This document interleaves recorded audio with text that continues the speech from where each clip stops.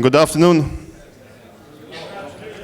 So guys, let's get to the new and interesting stuff. So those who follow my presentations, you probably noticed that I really love diagrams. I really love diagrams. I diagram everything that I get my hands on. So before we start to talk about FastPath, I actually wanted to show you our newest development, my newest development in diagramming. So in 6.35, we introduced the feature called bucket size.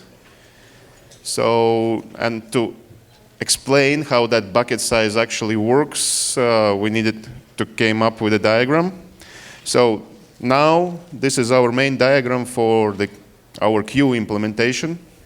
So this diagram consists of 3 different parts, each in a separate color. So it's nothing. So it's already on our wiki. So if you search for HTB version 6, you will find this diagram there. I really love diagrams, but I really hate to describe them. So no texts until this moment, but I will add them a little bit later. So what does this diagram show? So basically it was introduced to explain the bucket size option that we added recently in 6.35. But it shows how the packets are arrived via blue part of the diagram. Packets check if the queue is full. If the queue is full, packets will be discarded. If no, they will be placed in queue. Here comes 2 options that you can specify in MikroTik. Queue type, so it can be PC queue, SF queue, FIFO, or anything else, and the actual queue size that you specify for that queue type. So these 2 options controlled by you. Then the packet can leave the queue only when it gets a token.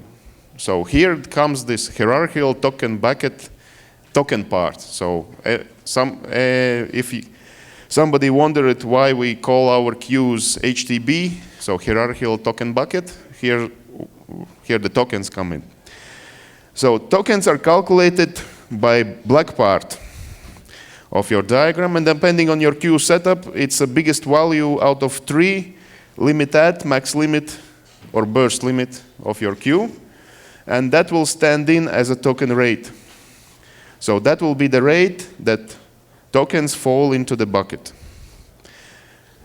So as soon as packet gets a token, it passes through queue to the next facility.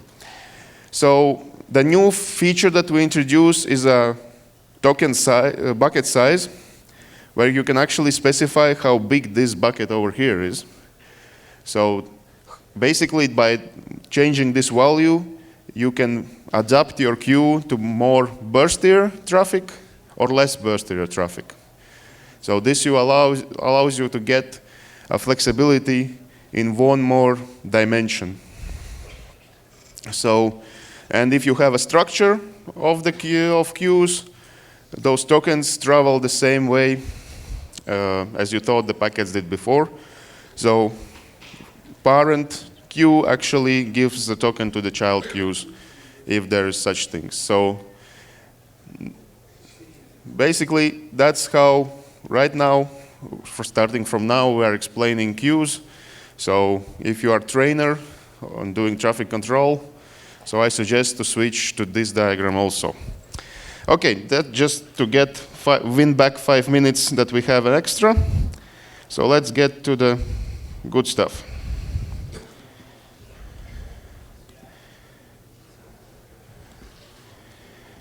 So, FastPath Overview. Basically, FastPath is the main feature of RouterOS version 6. So, idea started in the beginning of version 6, and now finally we can get up to the speed with all that stuff.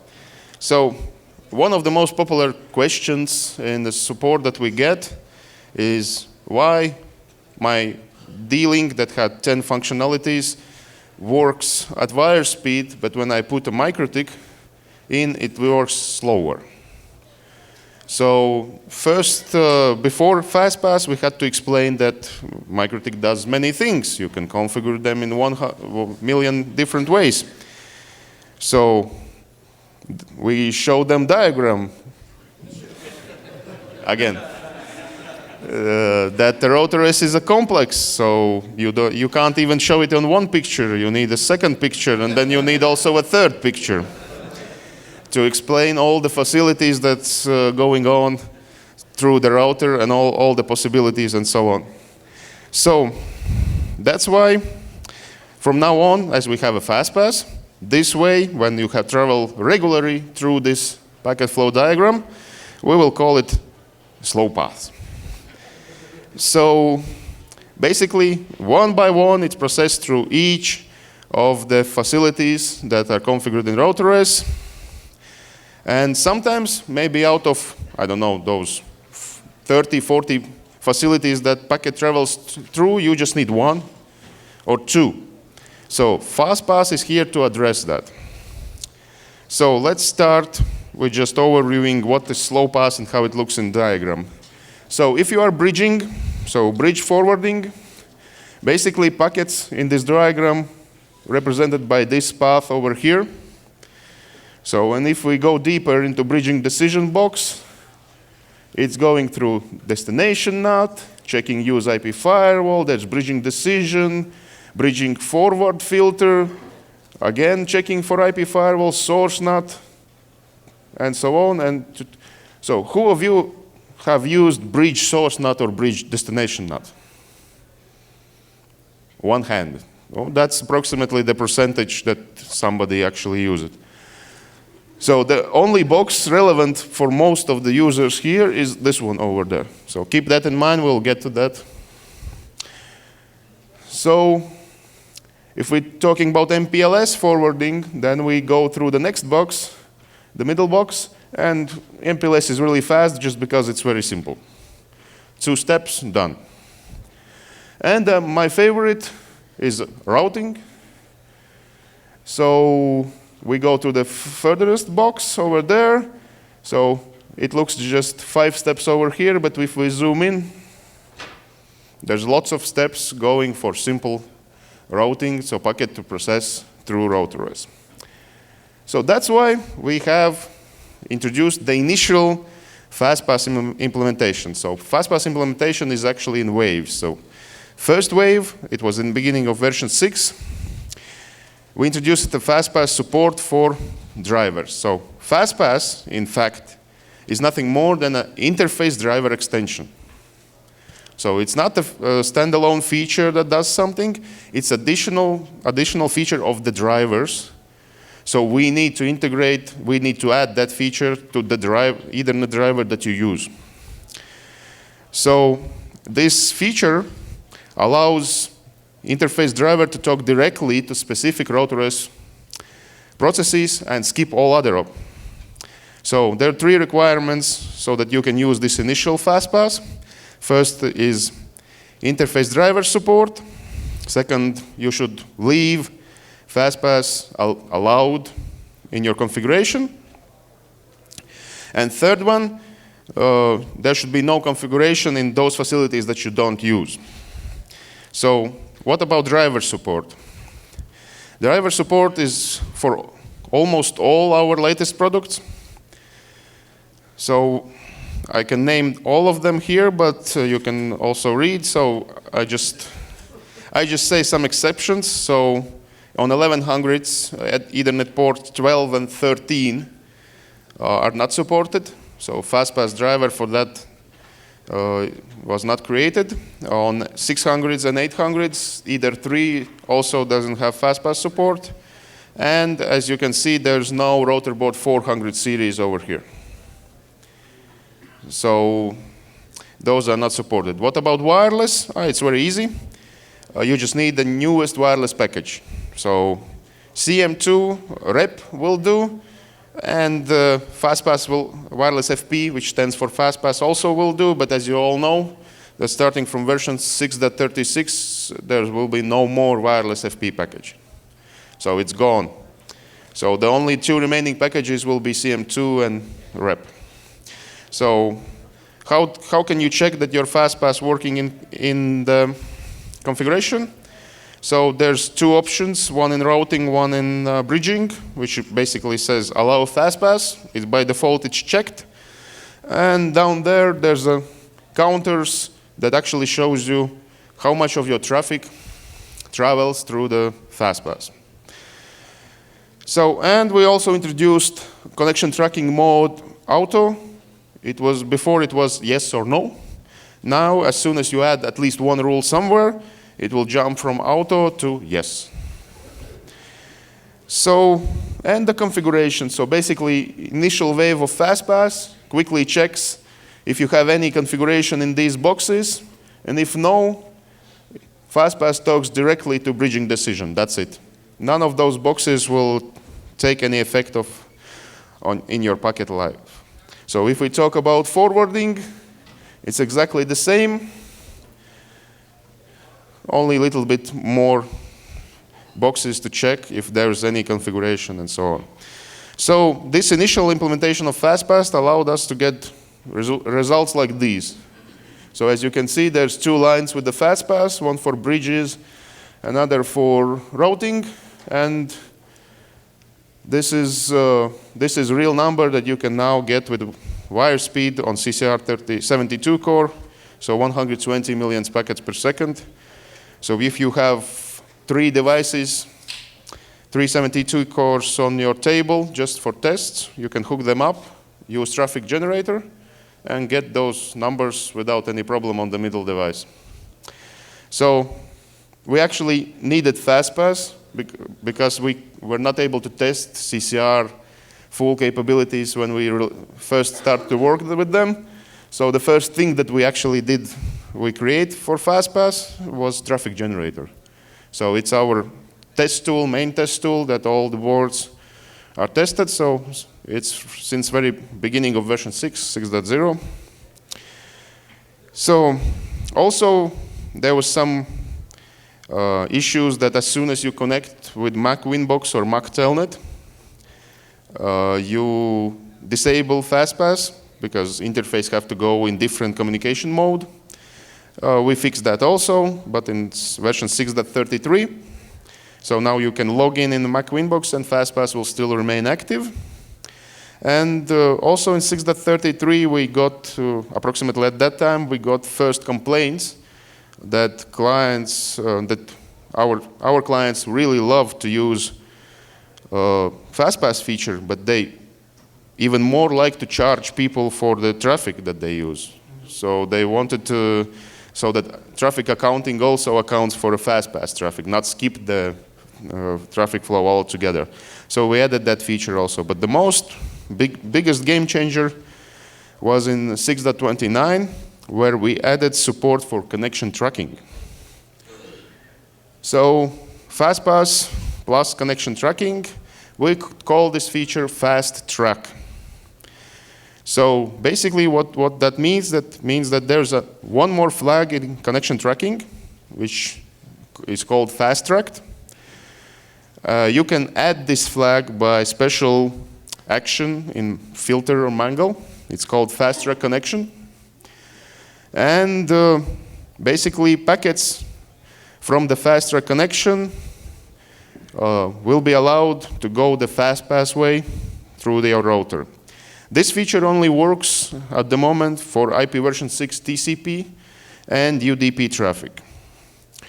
So, and as soon as you create those fast track connections, you need to note that those will become invisible for your rest of the firewall, queues, and other router REST facilities.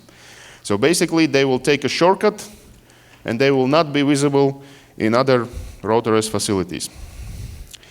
But to make sure that connection doesn't time out, doesn't disappear from the connection tracking list, and so on, we still periodically will send some of the packets the regular way just to refresh the timeouts. So don't worry if you fast track connection and there's some packets still go the regular way. You need it just to ensure that connection tracking have the all right states and timeouts and everything. So connection tracking actually now looks much more crowded. So you can see not only all the states and all the rates, but you can actually see the speed and number of packets that goes the regular way and the FastPath way for each and every individual connection. So you can see which connection is FastPath or no. So basically, to summarize this feature, we added FastPath support with communication to connection tracking. Now connection tracking can directly communicate with the FastPath, and this way we can get some benefits. So what kind of benefits? Let's take an example. This is a default firewall, so faster connection configuration now is by default on all home routers. So all the small routers, small boxes that you get with the default firewall on it will have a fast track enabled, I think from last 3 months already. So you will see rule like this, fast track connection. And notice the interesting thing over here. Only 240 megabytes of the traffic was captured by the rule, but that enabled us to fast track more than 15 gigabytes of traffic. So this traffic was not going through the firewall. It was going through the FastPath. This way, reducing the firewall load. And what this rule does, it allows to fast track all the connections that had reached, related, and established state.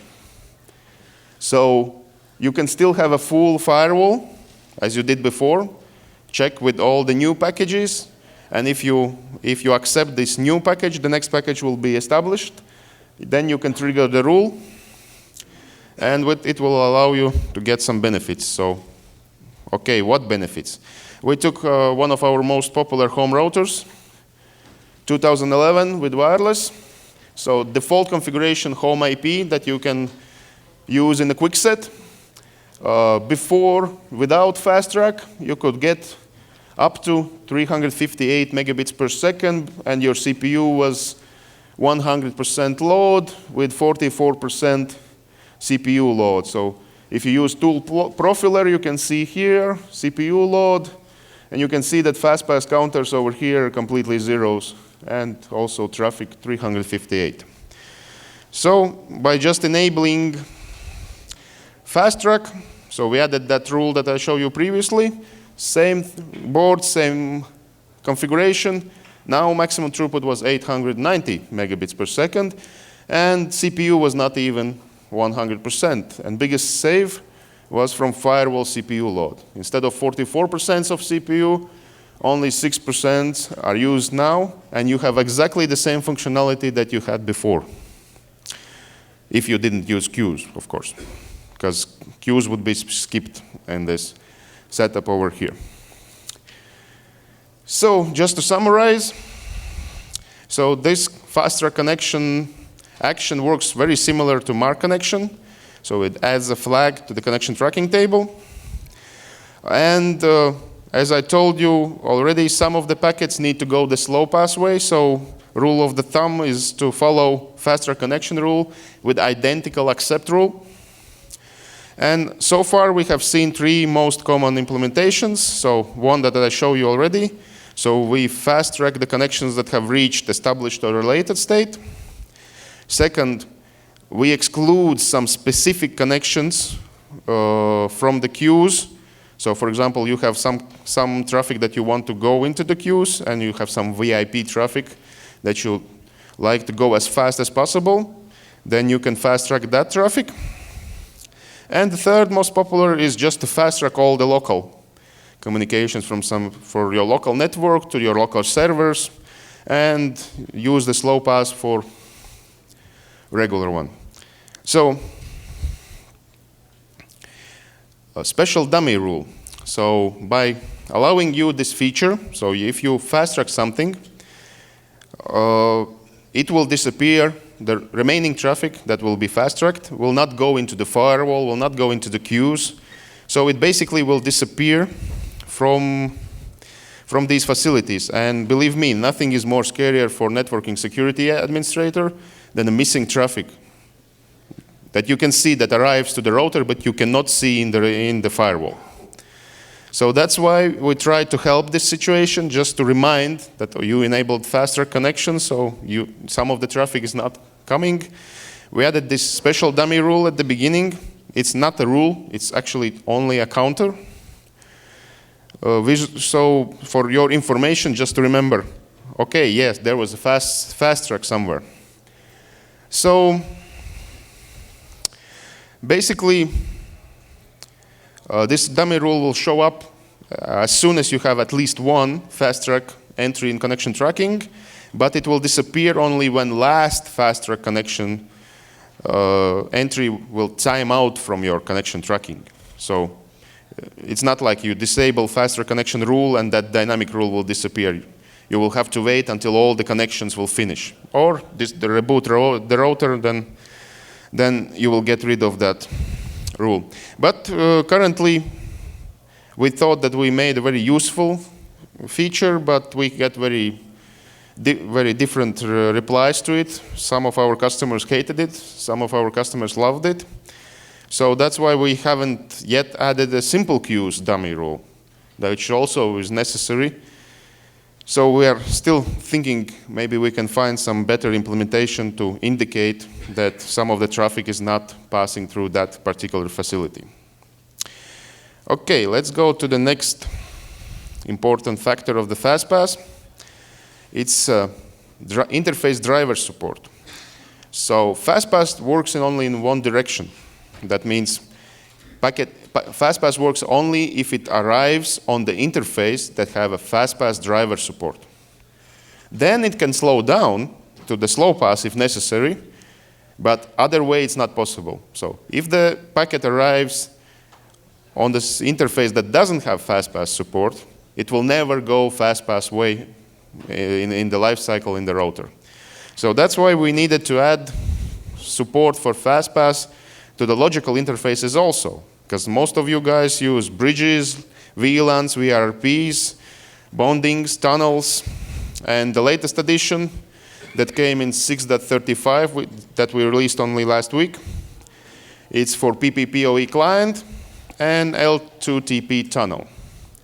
So, and as some of you know that if we combine those two things, that means that FastPath is also supported for LNS support.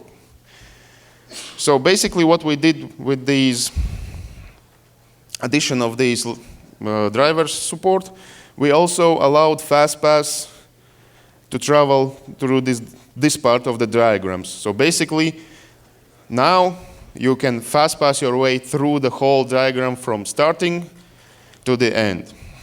So let's just take a look what performance that gave us. So PPPoE FastPath support, setup to CCR's 1036, connected via 10 gigabit interface, single FastPath PPPoE interface, and we don't have any encryption on it, and we don't have any fragmentation on it. So in 6.7 we got miserable 300,000 packets per second on 64 bytes. In here we made if somebody followed my presentations, we made a big improvement over tunnel performance. We get already to 5.5 million packets per second, and now with the latest version you can get up to 26 small packets per second. Rest of the speeds are just wire speed already, 10G, so there's no point discussing that. So that's if you use FastPath, so no connection tracking enabled. But if you need connection tracking, then you're forced to use fast track, and it's also improved the performance 4 times since that period. So next thing, tunnel performance. So Ethernet over IP, GRE, IP, layer 2 TP have now allow FastPath setting. So this setting you need to check yourself. Again, very important thing, this doesn't work with fragments and doesn't work with encrypted traffic because none of them can be received in FastPath. And as soon as you enable that option, the traffic of that tunnel will become invisible to all the other router facilities. So basically, idea is very simple. If you are checking the checkbox allow FastPath, then you are acknowledging that you know that this traffic will not go to other routerized facilities. And all the other features with the FastPath, if you configure something, it will auto-disable. So, and just important note, when you're configuring your firewall, your queues, and so on, you still need to remember that some traffic will go slow pathway, so your firewall needs to be prepared for that. You need to accept that traffic also, just in case if tunnel falls back to the slow path. So again, let's talk about performance. So L2TB FastPath, the same setup as before. We got numbers like these. So from 3.7 to 19.6, or if you use connection tracking from 2.3 to 8.1. And if we go back to the home user that receives public IP address via PPPoE, then the same setup as in the beginning, 2011 home access point with the PPPoE. We got almost 100% CPU load already with 388 megabits per second. And just enabling fast track allows us to get to 887 megabits per second throughput.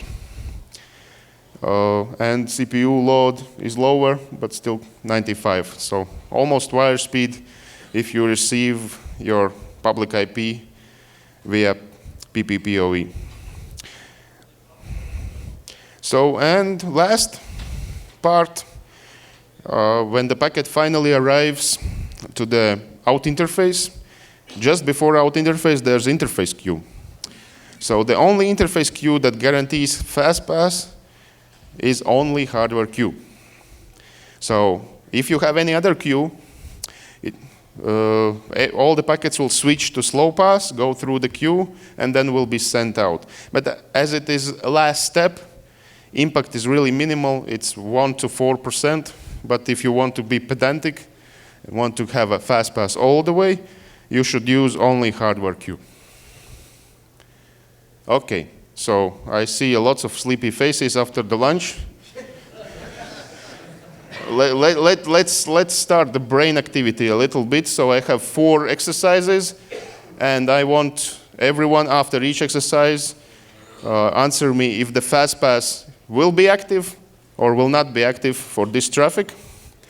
So, and there's no third option, so you have to choose one or another, or just guess. So first example, so we have a router, packet arrives through IP-IP tunnel on interface either 1, and leaves through either 2. So we have FastPath support for both those interfaces. We also have IP-IP allow FastPath setting enabled, and we have IP forwarding FastPath allowed.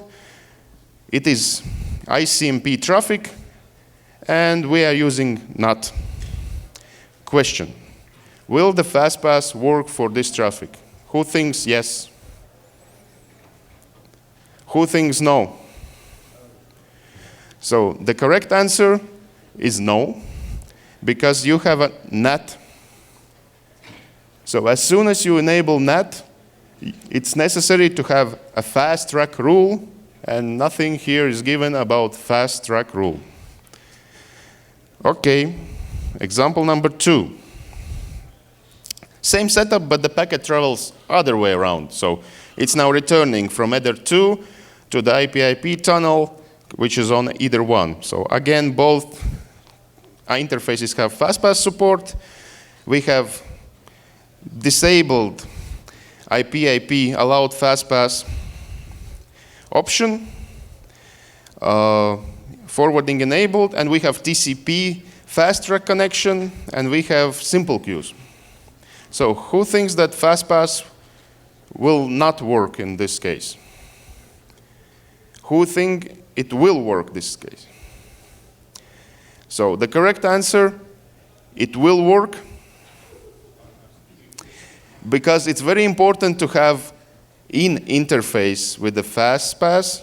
If you receive the packet in FastPath, it will travel the whole net diagram in the FastPath mode, and in the end, only just before leaving via IP-IP tunnel, it will slow down. And simple queue will simply will not work. It will be skipped. Traffic will be invisible for simple queue. Okay, two more. So little bit interesting setup. So we have bridge with 2 ports, so either 2 and VLAN, and we have a PPPoE on either one. So packet traveling from the bridge to the PPPoE out. Both have FastPath support, both interfaces. We have IP forwarding and FastPath, and we have IP version 6 TCP connection. So who thinks that FastPath will work? And who thinks that it will not? And why? So yes, currently IP version 4 is only supported, so IP version 6 will be added probably soon, I hope. But currently this setup doesn't allow FastPath. And the last one, so again, returning packet, so from PPPoE and leaving through the bridge port either 2 out.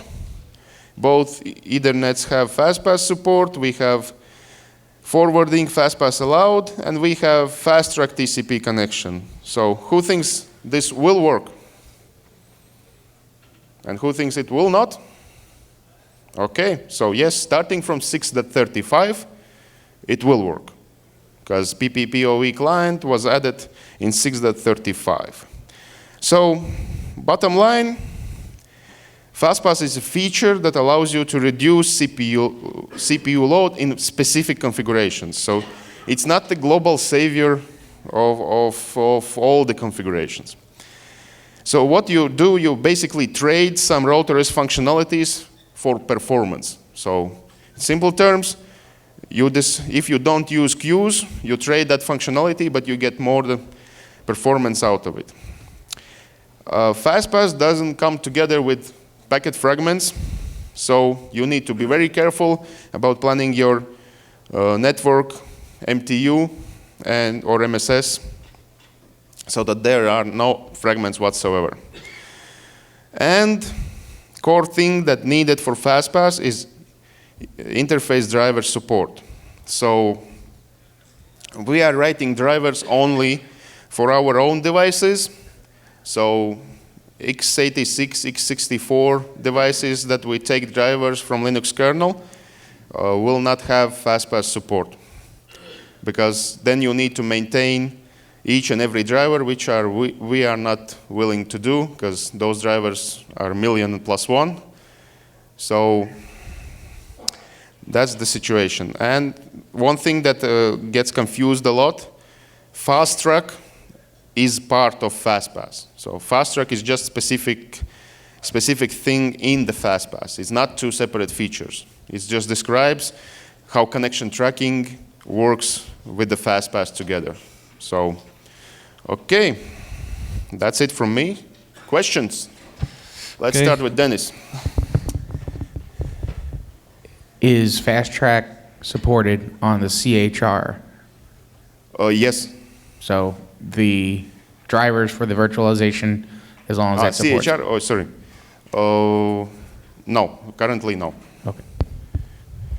Because we use the standard virtualization drivers that we also take.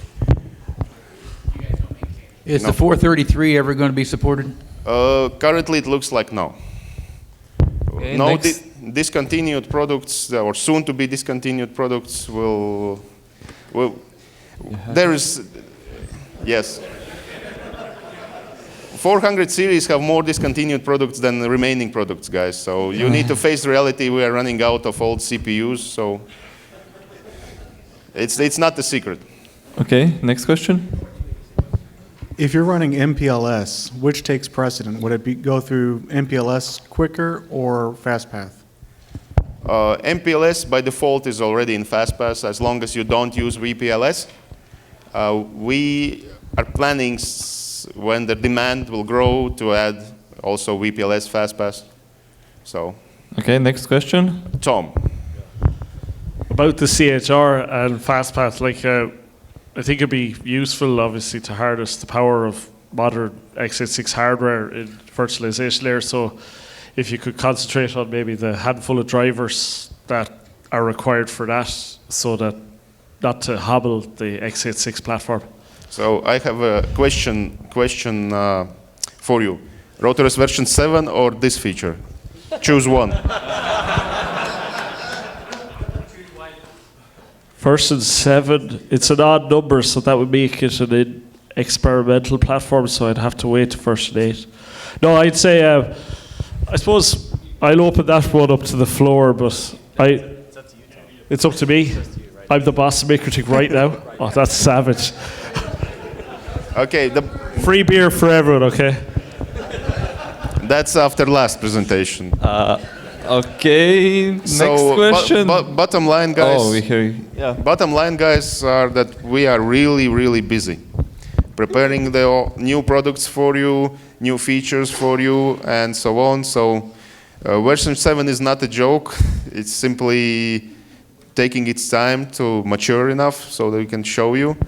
And the more requests you add, the longer it might take. So yeah. We are really busy, and if you don't believe us, just take a look at changelog lately. So, yes? Is there a chance to have a hotspot handler sometime soon? Is that even possible? Tricky question. Okay, I'll run around. We have discussions about it. I cannot give you any particular answer right now, but there's very many tricky questions that concern hotspot, starting with what to do in IP version 6 and such things. So there are change coming. When they will be, I don't know. And will the FastPath be one of them? I don't also know. Sorry, no information at this point. Okay, next question. So I was just wondering on when we get 636 with the and it starts forcing over to the new package, anything that we still have remaining on the old wireless FP package that might have, by mistake, with that with the bug that had FastPath disabled, will it just automatically go ahead and re-enable that for us when we upgrade it to 636? If that's set, so in wireless FP package, there was FastPath handler already. That's why it's called wireless FP. It's wireless FastPath. But you had mentioned that through a Mac Winbox, Mac Telnet, that it would disable FastPath. Is that what you had said there? That till 63. Now, if you use the younger versions, then there's no problem. You can use it whatever you like. Before it went just in slow pass mode automatically, and then as soon as you logged out, it returned back to fast pass mode. Okay. Will encryption ever be supported? Maybe hardware one, and that's maybe. But software one, currently it's not possible. If you follow RC changelogs, there are a few interesting new features coming out in 6.36, like pre-connection tracking filters and interface lists and so on. So thank you for the interface list, by the way. You're welcome. So yeah, so in that direction. But currently, we don't see how we can have a software encryption, especially when you need to decrypt it on the device, combined to the FastPath. Hardware is fine as long as the other hardware. We are looking into it. Sorry, just one last question. Sorry, Janis, have you considered, or is MikroTik planning on considering doing FPGA offload of forwarding or anything like that type of cool stuff? We can discuss that afterwards, because I hardly understand half of that. It's like an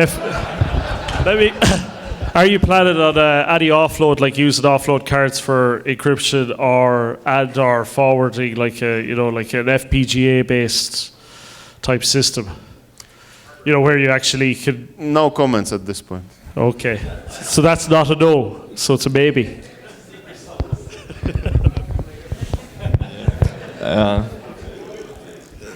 So, any more questions? Questions? Okay, if you remember some questions that you have, I will be there under registration, so you can come and ask me. Not all at once, please, but yes. So, and thank you very much.